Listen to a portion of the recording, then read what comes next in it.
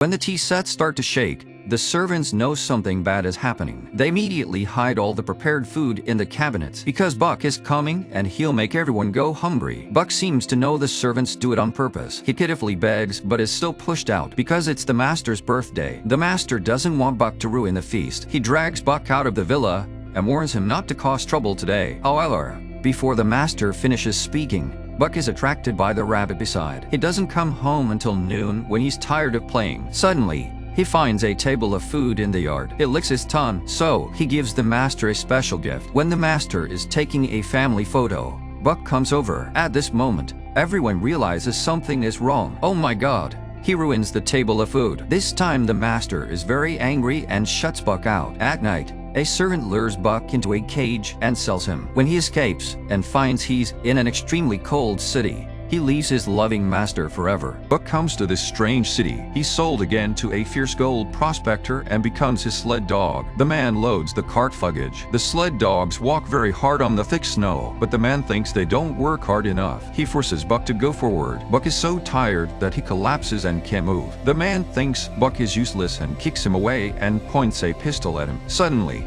a hunter holds a shotgun and asks the man to let Buck go. The man is a bit scared, so he leaves Buck and asks the other sled dogs to keep going. Buck is so tired that he faints. When he wakes up, he is already in the kind hunter's wooden house. The hunter tells Buck about his son's adventure story and decides to take Buck on another adventure. So they take a boat and set off for higher mountains. This man picks up a piece of gold. Buck imitates his master and takes out a golden stone from the water. The man is happy and wants Buck to find more. But suddenly, Buck is attracted by a white shadow in the distance. With the man's permission, Buck runs over immediately. Finally, deep in the forest, Buck sees the white wolf. He likes her instantly, but she doesn't like dogs and runs away. Buck looks at the paw prints left by the white wolf, and they are the same as his. He wants to figure out what's going on. One day, Buck sees the wolves hunting by the river. When a wolf pounces on a wild boar, it falls into the river. The fast-flowing river sweeps it away. The wolves follow, but don't know how to rescue. Finally, the wolf grabs a dead tree. However, no wolf dares to help. Suddenly, Buck rushes out. He finds the right position and uses all his strength to lift the dead tree and pull it to the shore. Finally, he pulls the dead tree and the wolf to the shore together. Buck is so tired that he lies on the ground, but he is recognized by the wolves and becomes a member of the wolf pack. Comes home later and later. The man always has dinner alone and notices that something is wrong with Buck. So,